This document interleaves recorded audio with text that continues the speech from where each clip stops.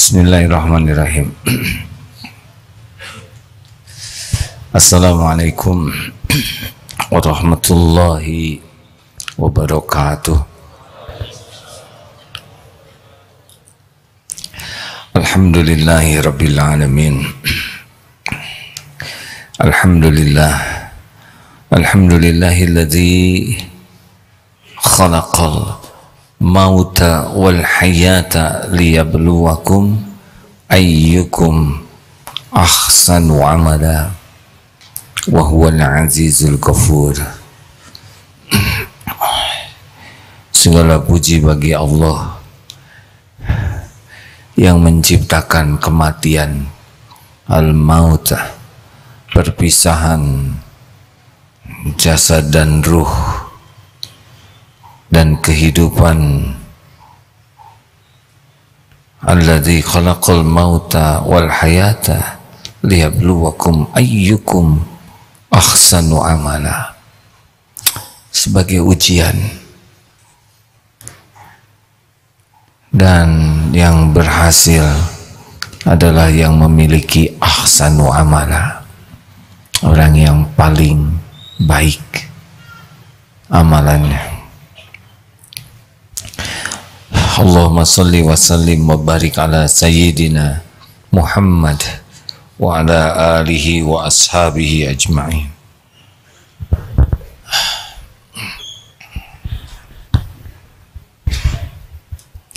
Hadirin, asma Allah yang kita kaji Al-Muhsin, Allah yang maha berbuat baik. Dalam surat Qasas, Al-Qasas ayat 77, a'udzubillahi minasyaitonir rajim. Wa ahsin kama ahsanallahu ilaik, dan berbuat baiklah sebagaimana Allah telah berbuat baik kepadamu.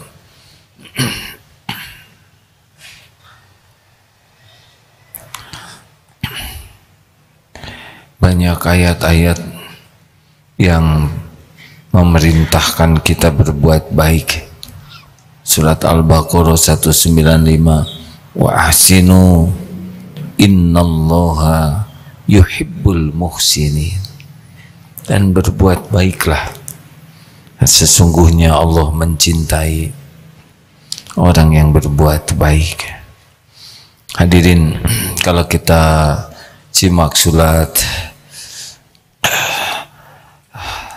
tadi ya, tabarakalladzi, surat Al-Mulk ayat 2, alladzi khalaqal mauta wal hayata liyabluwakum ayyukum ahsanu amala, alladzi khalaqal mauta wal hayata liyabluwakum ayyukum ahsanu amala wa huwal azizul ghafur, yaitu Allah yang menjadikan mati dan hidup supaya Allah menguji kamu, siapa di antaramu yang paling baik amalnya. Wa huwal azizul ghafur, dan dialah Allah yang maha perkasa lagi maha pengampun.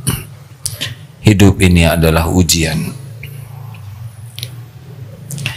Hidup ini adalah ujian. Dengan kematian, dengan kehidupan. Kematian ujian. Kita sudah berulang membahas bahwa ajal sudah ditetapkan. Walikulli ummatin ajal, fa idza jaa ajaluhum la yastakhiruna sa'atan wa la yastaqdimun. Setiap umat sudah ditetapkan ajalnya. Jikalau datang saatnya, tidak bisa diakhirkan, dimajukan walau sesaat. Tidak ada orang yang meninggal kecuali cuma satu sebabnya, waktunya tiba. Rahasia misteri kematian ada 3. 1 waktu, 2 tempat, 3 cara. kita akan meninggal pada waktu yang ditetapkan. Kapan ditulisnya? Sudah tertulis di Lauh Mahfuz secara umum, tapi ditulis lagi pada waktu 120 hari di rahim ibu. Apakah usia bisa diperpanjang? Entahlah, catatan Allah di Lauh Mahfuz. Ada beberapa amalan doa, silaturahim, sedekah. Sebagian ulama memperpanjang umur kebaikannya jadi panjang dengan 3 hal. Sebagian lain umurnya memang hitungannya bisa ditambah, tapi tetap semuanya tertulis di Lauh Mahfuz. Kalau kamu doa ini, tidak doa ini, tidak ada yang keluar dari catatan di Lauh Mahfuz. Bagi kita kapan saja. Umur panjang tidak selalu jadi kebaikan, karena sebaik-baik di antaramu adalah yang diberi umur panjang penuh dengan kebaikan. Mau panjang umur tidak? Mau berapa?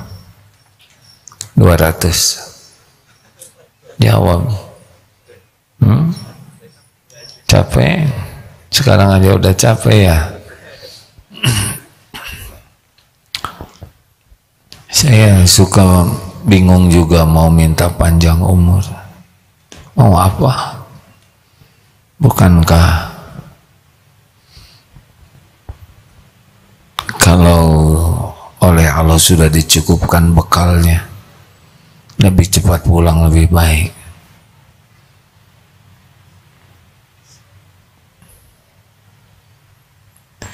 Bertemu dengan pencipta kita yang maha baik. Tapi kalau sudah cukup bekal, tapi kalau tidak cukup, memang sebaiknya cukup dulu. Mau apa lama-lama di dunia?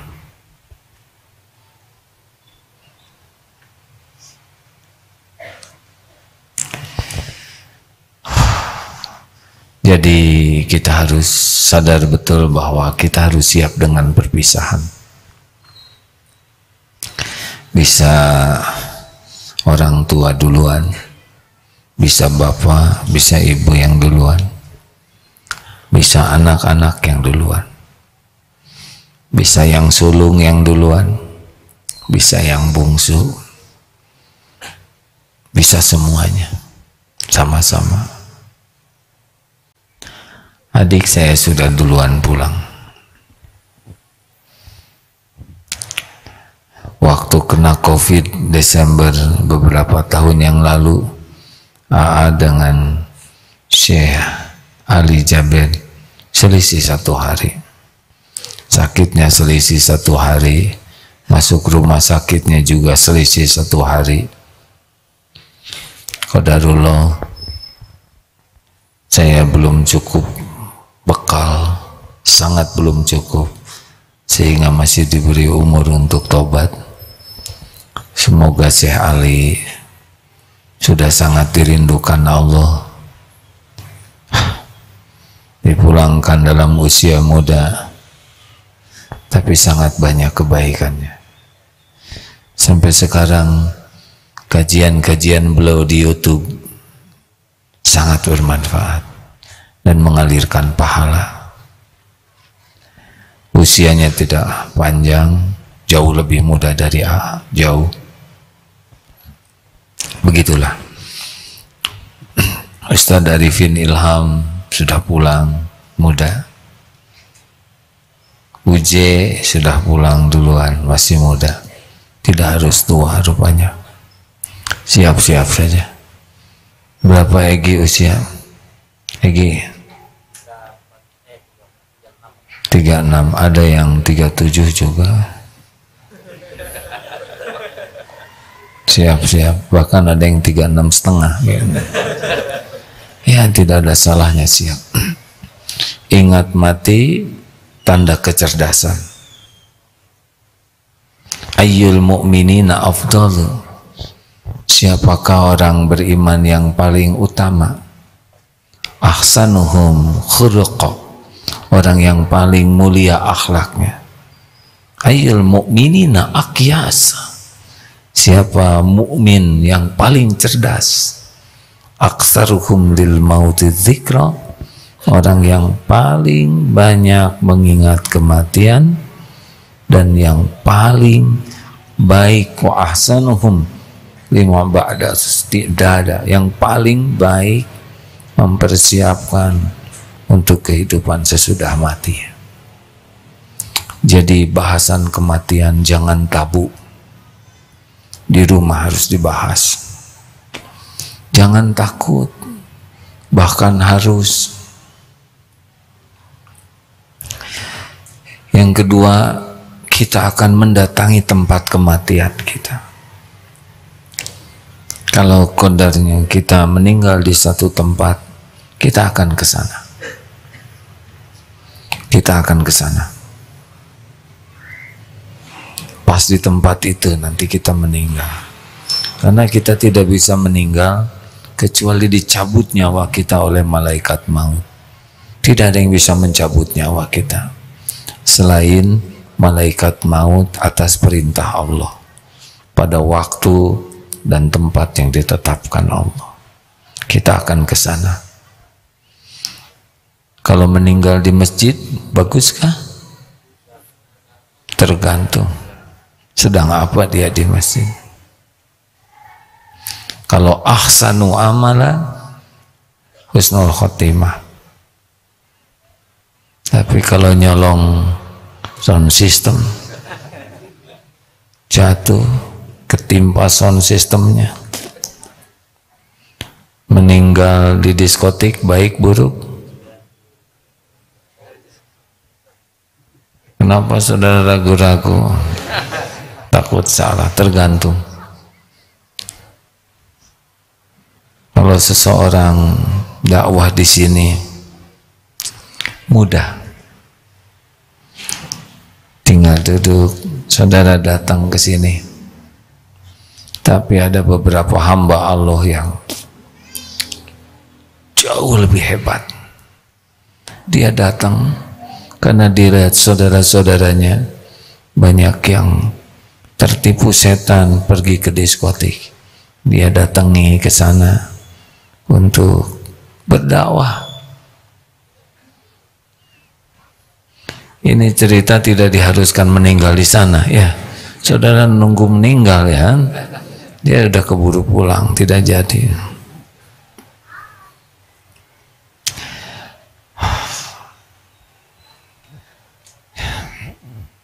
Kita akan datang ke tempat kematian kita. Yang ketiga, cara. Saya tidak tahu caranya seperti apa.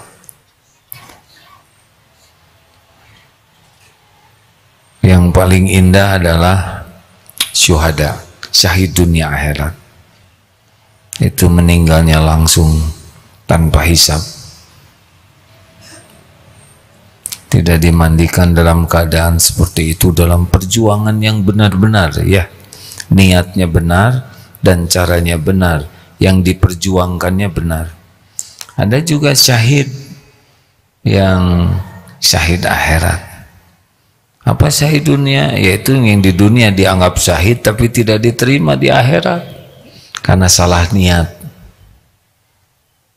Nah, yang ada juga yang wafat seperti beberapa hadis, ada beberapa hadis tentang ini, ya. Kena taun, wabah, kena sakit perut, kolera dan sebagainya. Kalau dia orang beriman, itu juga bagian dari syahid. Dan tenggelam, itu bagian dari syahid juga, selain ada beberapa yang lainnya.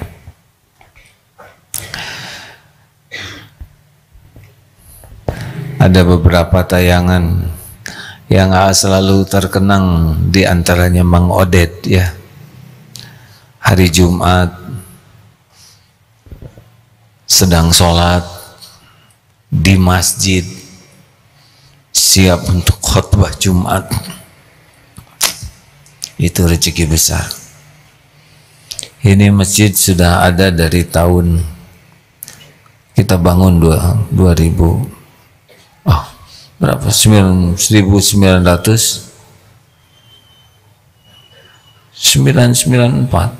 Sudah lahir belum? Sudah ya.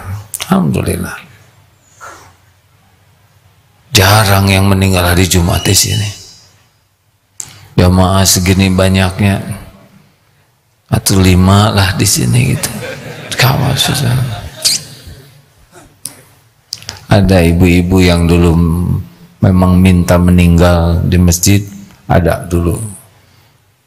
Tapi segini banyaknya, puluhan ribu, susah ya.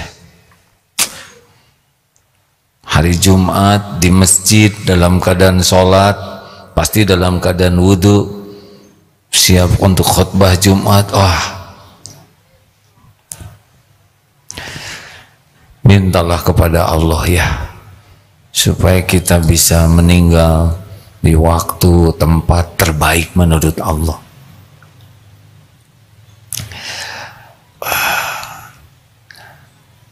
Tapi yang penting-penting bagi kita cuma satu, husnul khotimah.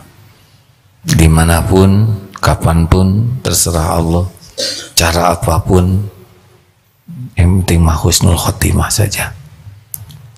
Jadi pikirannya husnul khotimah terus. Nah, mengingat kematian, satu, jangan menunda kewajiban. Baru lulus tuh dari ingat mati. Baik kewajiban sholat, saum, zakat.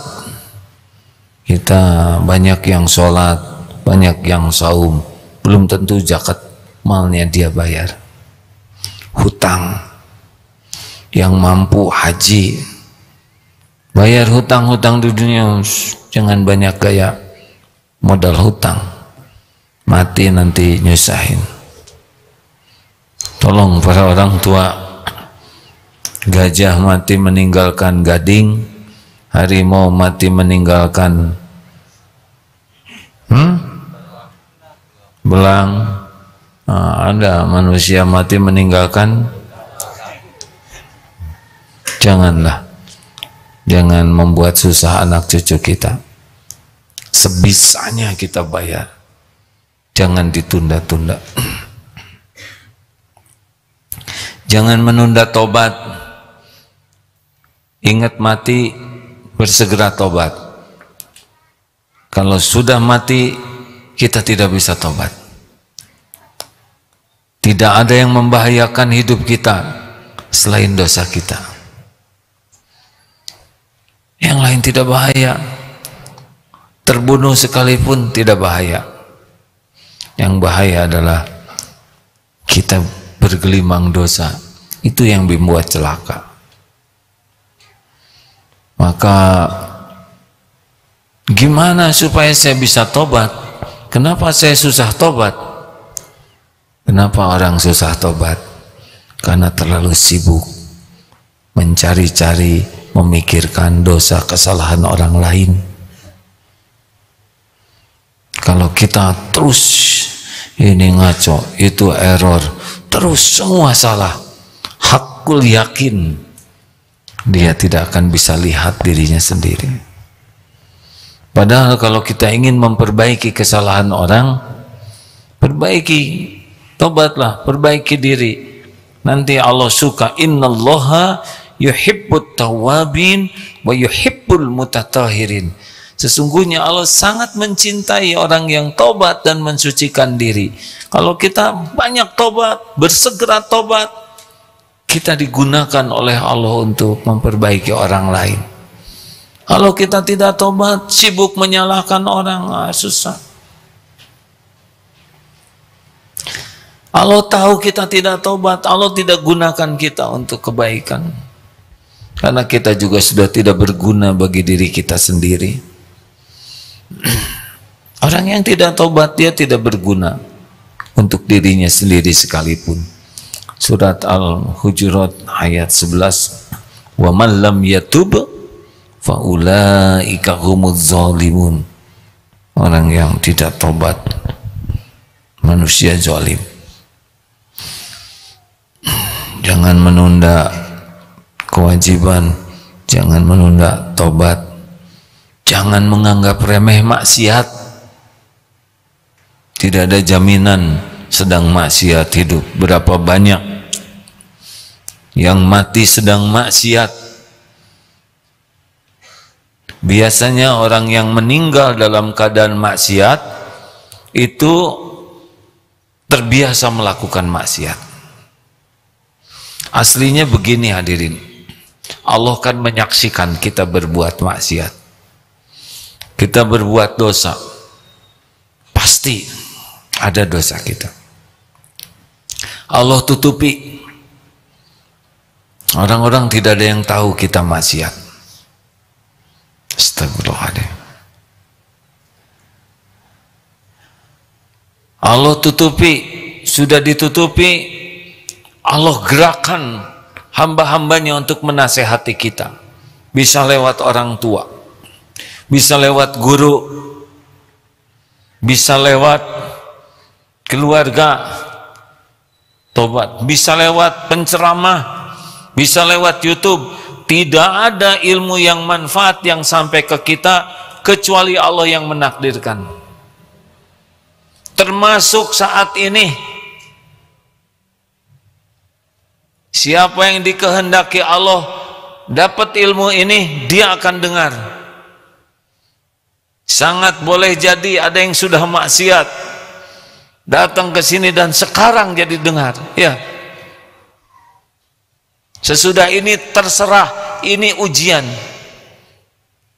Ceramah ini ujian. Sudah didengar ilmunya, ini tidak kebetulan. Tidak ada yang kebetulan. Siapa yang hadir, siapa yang menyimak, pasti dengan izin Allah. Sudah berbuat dosa, sekarang dengar ceramah ini ingat mati. Nah, terserah sesudah itu.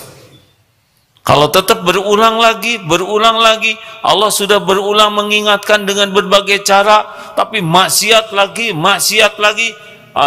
sudah. Biasanya nanti dimatikan dalam maksiat.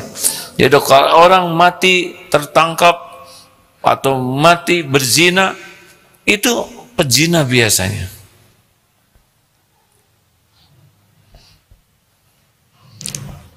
Kenapa saudara jadi pucat begini? Alhamdulillah. Takut itu karunia Allah juga. Ayo, jangan tunda tobat. Jangan nganggap remeh maksiat. Maaf ya, mengulang cerita. Ada seseorang yang sepertinya dianggap disesepuhkan di sebuah tempat, bahkan dia memimpin ketua sebuah organisasi kemasyarakatan. Keluar dari rumah, kalau tidak salah saya baca jam 10, jam 11 ada waria menjerit. Tahu kenapa menjerit? Ternyata dia berkencan dengan seseorang, bapak-bapak ini sudah 56 tahun dan mati itu di dekat waria itu. Terbuka aibnya, rupanya si bapak perilakunya seperti itu. Tidak ada yang tersembunyi bagi Allah. Wa huwa ma'akum aynama kuntum wallahu bima ta'maluna basyir. Dan dia Allah bersamamu dimanapun kau berada, dan Allah maha melihat apapun yang kau kerjakan. Tidak ada yang luput. Terus maksiat, ya pilihannya mati dalam maksiat, na'udzubillah. Jangan menganggap remeh maksiat. 4. Keberapa itu? Hitung sajalah masing-masing. Jangan menyia-nyiakan kebersamaan.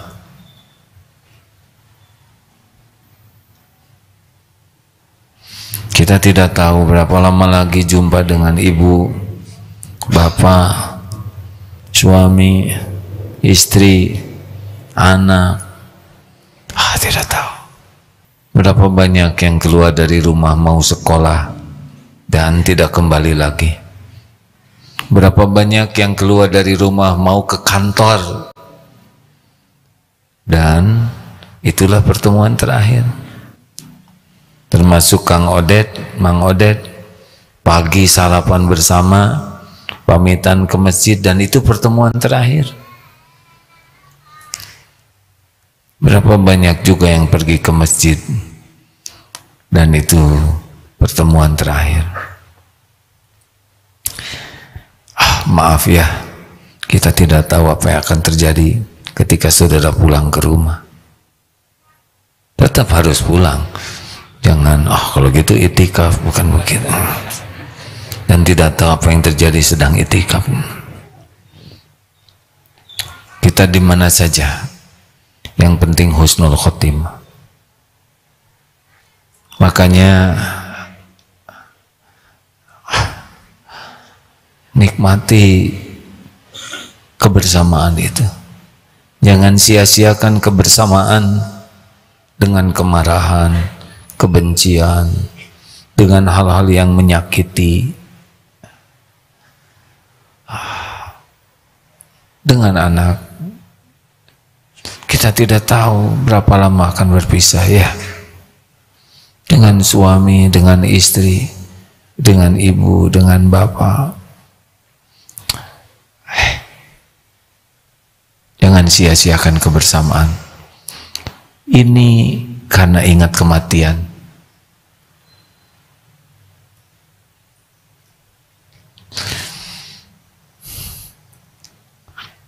Lalu apa yang terpenting, yang terakhir ini dalam ujian kematian ini, bagi kita yang masih hidup ya, agar kapanpun kita meninggal husnul khotimah. Jadi prestasi di dunia ini husnul khotimah, hadirin. Bukan gelar, pangkat, piala, jabatan, kedudukan, itu mah casing. Prestasi di dunia ini husnul khotimah, berakhir dengan akhir yang baik. Apalah artinya kekayaan, pangkat, jabatan, gelar, tapi kalau su'ul khotimah kan? Nah, supaya kita husnul khotimah, ahsanu amalan, akhir yang baik. Ini sudah diberikan kuncinya, ahsanu amalan. Perbuatan yang terbaik itu niatnya lurus, caranya benar. Ini saja yang kita pikirkan setiap waktu. Niat, cara. Innallaha la yanzuru ila suwarikum wa amwalikum walakin yanzuru ila qulubikum wa a'malikum. Sesungguhnya Allah tidak lihat casing kita, harta dan rupa, tapi Allah lihat hati dan amal. Sudah, fokus saja itu setiap waktu. Bahagia itu adanya pada hati yang bersih, amal yang diterima, itu bahagia. Kalau kita tidak bahagia, pasti itu bermasalah hati kita dan bermasalah dengan amal perbuatan kita. Loh, kenapa kalau hatinya baik dan amalnya benar bahagia? Karena yang menggenggam kebahagiaan itu adalah Allah.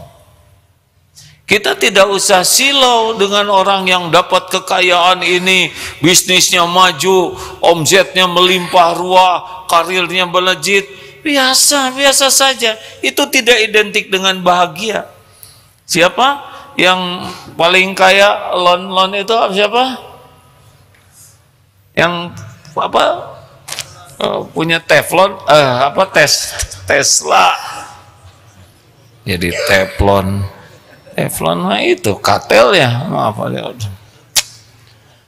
Apa dengan kekayaan seperti itu pasti bahagia? Oh, beda kapling. Dunia berikut isinya itu hanya untuk casing hati Allah. Jadi tidak usah silau. Dan orang kaya itu bukan karena hebat, enggak, cuma satu, karena Allah mau ngasih dah itu. Mungkinkah bodoh kaya? Han? Mungkin tidak usah ngacung ya hadirinnya. Mungkinkah bodoh kaya? Hah? Coba gimana ceritanya bodoh kayaan? Iya, ini bapak kaya, punya anak satu-satunya, nggak naik aja, meninggal, blek warisannya. Jangan pengen, hadirin sudah, wah enak dong, nggak naik terus kaya, udah beda kapling, ini namanya juga ngelamun. Apakah kerja keras pasti kaya? Jawab, acungkan tangan, yang kerja keras. Bapak kerja keras, sudah susah kayaan gitu. Ini jujur pisan. Kurang gimana kerja kerasnya tukang batu ya. Lah pokoknya nggak usah kagum-kagum sama dunia ya. Kagum itu kepada orang yang hatinya bersih, baik, dan amal solehnya melimpah. Itulah orang yang harus kita inginkan, kita seperti itu. Udah jangan suka kagum lihat dunia ini ya. Biasa weh. Semuanya milik Allah. Allah bagikan ke siapa yang Allah kehendaki, sesuka Allah. Penjahat sekalipun kasih, yakuza, gangster, mafia kasih oleh Allah. Koruptor kasih ya. Tapi tidak diberikan nikmatnya rezeki halal. Wah, tenang. Alhamdulillah. Kita mah tidak usah jadi orang kaya raya lah. Yang penting bayar zakatnya terbesar di dunia. Apa artinya nama kaya kalau tidak bayar zakat? Berarti dia mencuri hak 8 asnaf, benar? Sudah bayar zakat belum? Apa? Zakat fitrah. Alhamdulillah. Tidak boleh salah nanya. Lanjut. Nah, jadi supaya husnul khotimah, kita harus tahu semua kejadian ini ujian. Coba yang sekolah ini ya, pengen sekolah susah-susah masuk SD, masuk banyak PR, pusing 6 tahun tuh, mau ujian akhir lulus alhamdulillah, mulai pusing lagi ya, cari SMP. Sama masuk SMA, lo tamat tadi baru wisuda, aduh gembira, belum tahu pusingnya besok lusa. Mau kuliah, daftar kuliah, pengen kuliah ke ITB, ke kedokteran Unpad, masuk leng pusing, tugas, kurang tidur. Kata yang kuliah di sana ya, saya kuliahnya agak santai. Menjelang ujian, alhamdulillah lulus. Bahagia lama enggak? Tamat kuliah lebih menderita daripada tamat SMA. Cik atuh cari duit ke sana. Baik naon sarjana minta-minta. Lebih menderita. Makanya jangan lulus. Astagfirullah, lulus. Astagfirullah, satu patah kata bisa dihisab ini. Lulus. Siap-siap menderita. Berat ada. Nikah dong. Long. Nyari jodoh. Emang akhwat banyak. Ada yang dia mau sama akhwat itu. Ujiannya akhwat itu mau sama teman kita. Waduh.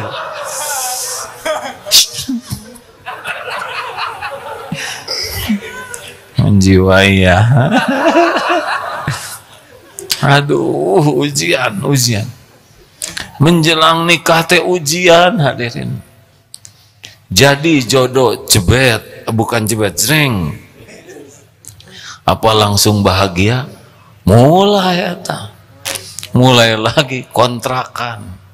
Yang tadinya sekamar kurang. Pengen punya anak, hamil. Ujian tidak? Ujian, mual, muntah. Dan ngidamnya tuh enak lihat suami, bayangkan, aduh, ujian. Benar?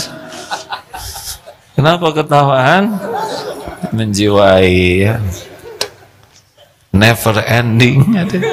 Jadi suami juga pengen punya anak ya. Udah hamil besar, menjelang melahirkan, waduh tegang, berolah anak, mulai baby blues. Aduh, malam jaga bayi ya, bayi nangis, ibunya nangis, bapak nangis, jadi bertiga ya. Bener tidak nih? Jadi kapan bahagianya ya? Kan? Bahagianya kalau menyikapi kejadian dengan cara yang Allah sukai, itu bahagianya. Kalau ngarap-ngarap tidak ada masalah, tidak bisa. Ingin suami yang baik sekali tanpa kesalahan, itu malaikat, nggak ada ya. Saya ingin suami yang baik hati, pintar, soleh. Ya saudara ingin nggak apa-apa, tapi mau nggak orang itu, ya kan? Kan masalahnya bukan kita mau sama dia, tapi dianya mau nggak. Allah yang ngebulak-balik hati. Ujian. Coba akhwat ingin punya suami yang ganteng sekali, nggak sampai senabi Yusuf lah, setengahnya ganteng pisan, mau? Dia belum tahu penderitaan. Banyak peminatnya, stres. Bapak mau punya istri secantik bidadari? Punten ya, tanpa meremehkan profesi. Kalau nggak ngimbang Pak, istri pergi ke undangan, itu supirnya di luar aja. Bisa maaf ya, ini tidak merendahkan supir ya, tapi boleh jadi tertekan kita, nggak ngimbang, nggak salah pilih suami itu, kayak nggak ada lagi itu. Oh, ujian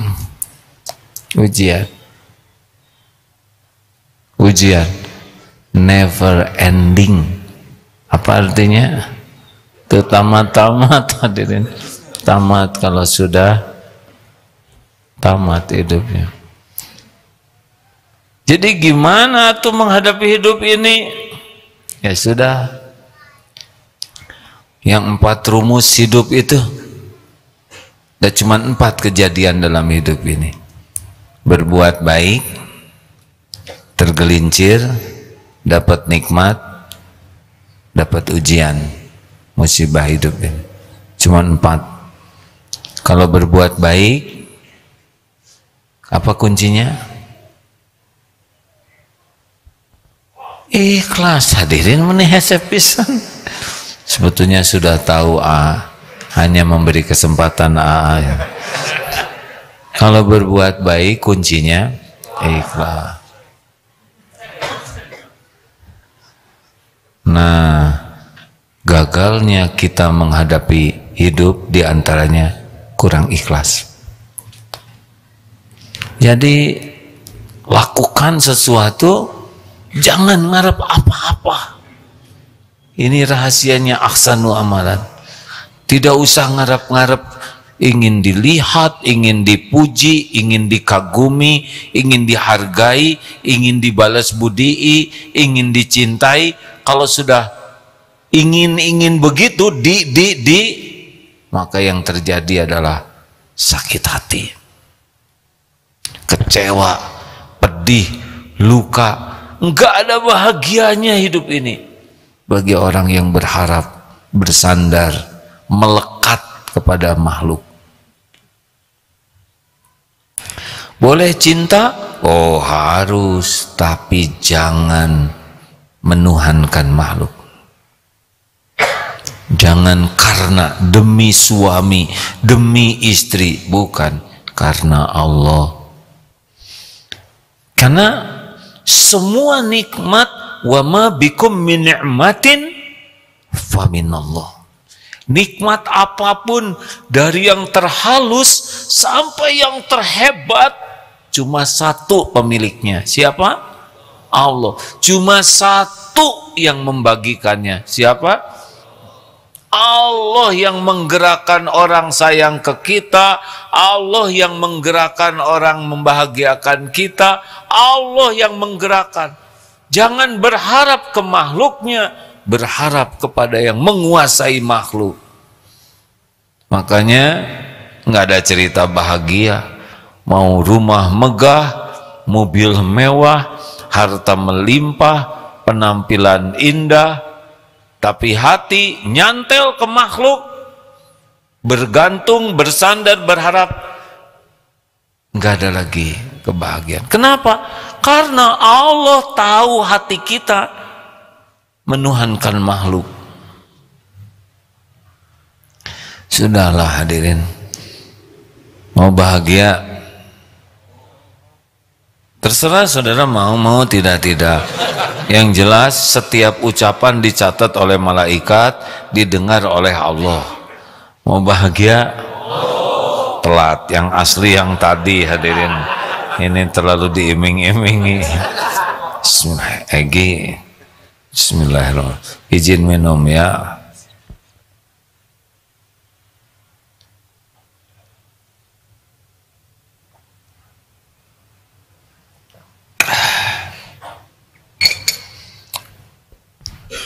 Latihlah berbuat baik untuk suami, istri sebagai amal soleh. Bukan untuk dipuji, bukan untuk dihargai, bukan untuk dibalas budi. Tapi benar-benar saya tidak dihargai, nggak apa-apa. Ada waktunya nanti. Allah yang membulak-balik hati. Kalau didapati kita benar-benar ikhlas, sabar, nanti ada waktunya. Allah membulak-balik hati. Kita tidak bisa membulak-balik hati siapapun.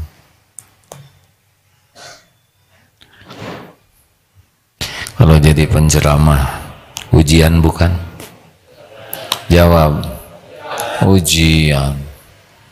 Enakan situ duduk gitu, makan, duduk, nyender, tidur.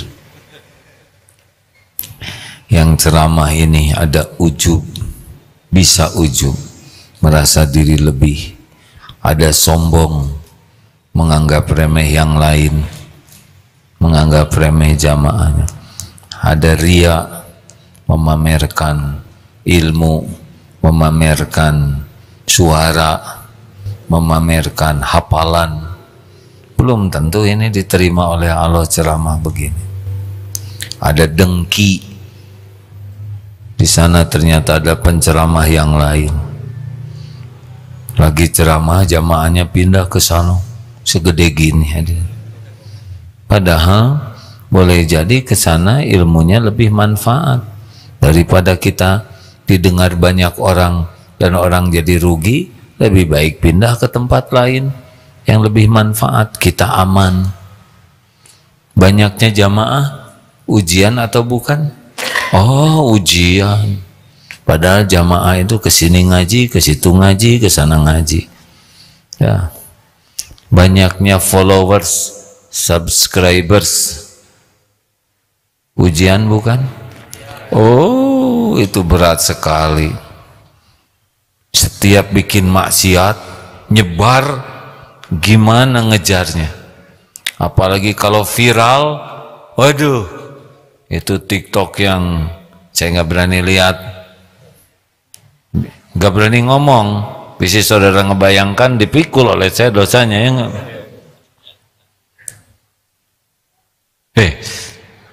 Medsos ini nggak tahu gimana tobatnya nih, nyebar kemana-mana, ditiru. Berbahagialah yang punya medsos, followernya cuman dirinya sendiri, aman, nggak usah maksa-maksain diri ingin banyak followers, tidak ada apa-apanya. Yang ada apa-apanya cuman satu, Allah ridho atau tidak. Tidak terkenal di dunia enggak apa-apa, tidak penting jadi orang yang terkenal, tidak penting sama sekali. Yang penting itu kita disukai Allah. Kalau dengan terkenal Allah makin suka, ya terserah Allah. Kalau boleh milih nih ya saya ya, mending terkenal, mending biasa-biasa aja. Saya milih ingin biasa-biasa saja. Cuma udah takdirnya begini, ujian. Kemarin pakai masker jauh lebih aman, jarang ada yang tahu. Sekarang mulai dibuka, mulai ujian. Potret sana, potret sini. Pergi ke museum makhluk purba, orang datang lihat makhluk purba, binatang purba dipotret, lihat saya potret juga, asa jadi barang purba juga hadirin. Kalau sudah diuji dengan dikenal orang, cenderung jaim, jaga image demi penilaian orang. Dah biasa-biasa saja. Kalau saudara takdirnya terkenal dan saudara ikhlasnya terkenal sendiri, tidak usah pengen terkenal. Ikhlaslah melakukan apapun ya. Gampang dibicarakan tapi perjuangannya, tapi di sana bahagia. Kurang ikhlas, kurang bahagia. Jangan ngarep apa-apa dari makhluk, bikin sakit hati. Kalau berbuat salah, ujiannya tergelincir, kuncinya apa? Segera tobat, enggak usah nanti-nanti, karena nanti belum tentu ada. Tergelincir sekarang, ambil air wudhu, cepat tobat, minta ampun, sesali, minta oleh Allah betul-betul ditolong supaya lepas, dan stop berbuat maksiat. Hindari semua jalan menuju maksiat itu. Kalau saudara di kamar ada TV atau ada internet dan cenderung maksiat, keluarkan itu TV dari kamar. Kalau saudara berkawan dengan seseorang cenderungnya maksiat, jauhi.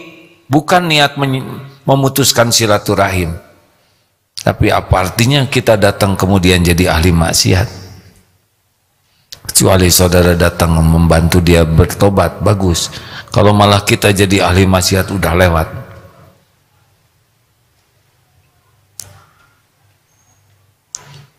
Empat, yang keberapa? Sebetulnya saya ngelewat nomor 3, tapi saudara diam aja, berarti saudara tahu sih, cuman membahagiakan saya kan. Saya harus positive thinking. Yang ketiga, ujiannya kalau diberi nikmat. Yang lulus yang bagaimana? Jawab atuh hadirin. Gini ya, saya tidak boleh mengharapkan jawaban, tapi nggak enak gitu kalau nanya mumpung pertanyaannya simpel. Kalau tolong tafsirkan surat An-Nisa, diam kita ini. Kita bakal diberi nikmat. Ujian atau bukan? Ujian. Apakah dengan nikmat pasti bahagia? Tidak, sama sekali tidak. Coba beli sepeda yang paling bagus, paling mahal. Apa langsung bahagia?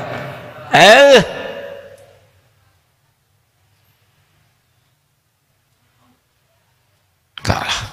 Makin mahal, makin nyiksa. Ingin diketahui orang.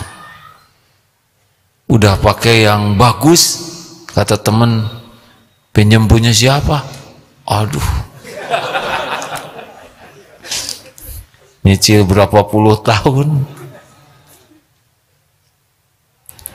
belum lagi takut codet ya, takut, belum lagi takut hilang.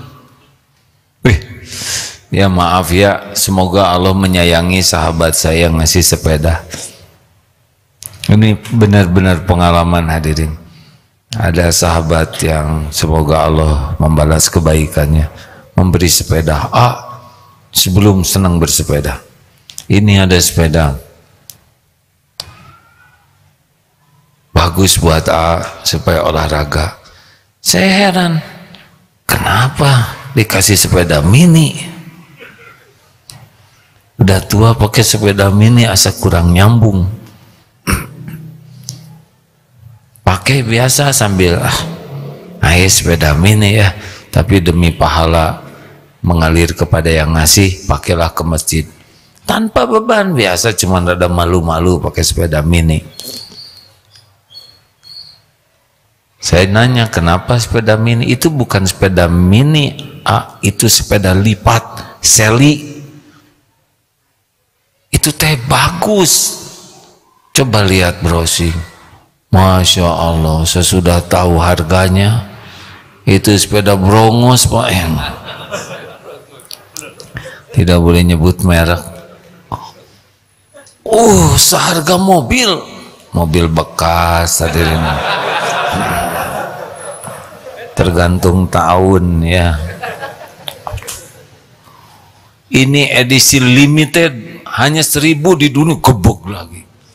Coba langsung, aduh, ngotorin hati itu. Ini sepeda bagus loh, waktu itu lagi mulai terkenal. Tapi jadi nggak tenang. Di masjid jadi tegang. Gimana ngoncinya? Masa di bawah sholat berjamaah ya? Aduh, main sepeda sendirian yang tadinya nyaman takut dibegal. Begitulah, akhirnya dilipat, masukin ke tas, istirahat, tenang dia di sana. Pinjam sepeda pembantu, jernih lagi aja pikiran teh. Bukan tidak boleh, tapi percayalah, diberi nikmat itu belum selesai, itu baru diuji. Baru bahagia oleh Allah diberi kalau syukur. Jadi dapat sesuatu, itu baru ujian. Ayo, bahagia itu bukan pada sesuatu, tapi pada mensyukuri sesuatu. Fakana khairullah. Ajaban di amril mu'min, inna amrohu kullahu khair.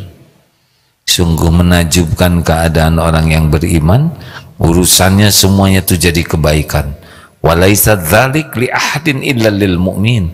Tidak ada yang begitu kecuali orang yang beriman, yakin ke Allah, diberi nikmat, dia bersyukur, fakana khairullah, maka itu baik baginya. Jadi kebaikan itu pada syukur, bukan pada karunia nikmat fisiknya. Makanya maaf ya, orang yang tidak tahu syukur, mau punya apapun tetap menderita. Dan hebatnya, dengan syukur sesuatu itu bisa dinikmati, dan yang belum ada diadakan oleh Allah. Ini hebatnya syukur. Yang ada ternikmati, yang belum ada ditambahkan. Aduh, lezat. Tapi yang sedikit yang bersyukur. Syukurlah. Coba bangun tidur. Iya, kolesterol naik ya. Aduh ya. Asam urat ya Maya. Aduh, dasar cuaca ngaco, kacau pisan dunia teh. Mendung mas, barecek di mana. Baju nggak ada yang kering cilaka. Terus saja dicatat setiap kata. Ana inda dhanni abdi bi. Aku sesuai dengan prasangka hambaku. Saya meliur hidup teh, liur. Kenapa bangun tidak bahagia? Alhamdulillahilladzi ahyana ba'dama amatana wa ilaihin nusyur. Alhamdulillah ya Allah. Bahu agak kurang enak, insyaallah akan lebih segar bahu ini. Akan bebas dari kolesterol, insyaallah. Alhamdulillah, nafas segar, terima kasih ya Allah. Alhamdulillah gratis. Berangkat, alhamdulillah bisa bangun tegak, stretching. Ya Allah, kucing aja stretching, masa saya tidak stretching? Masya Allah. Ke kamar mandi, alhamdulillah ada airnya, ada pintunya. Berapa banyak penderitaan kamar mandi tidak ada pintu, benar? Pas nutup pintu, alhamdulillah ada kuncinya. Saudara udah tahu bagaimana rasanya di toilet nggak ada kunci? Tidak stabil kita deh. Astagfirullah. Bisa sambil sikut, nyender kaki sebelah. Lihat gayung, alhamdulillah. Saudara sudah pernah ke toilet tanpa gayung? Oh, mau teriak malu ya. Oh, masya Allah.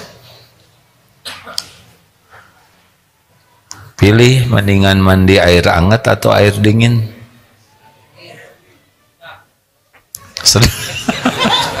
Air sedang katanya. Kalau air hangat, manasinnya makan biaya, listrik lumayan manasin, kompor manasin juga. Dahlah, kalau ada boleh air hangat, kalau nggak ada dingin saja. Tapi dingin namanya juga air dingin.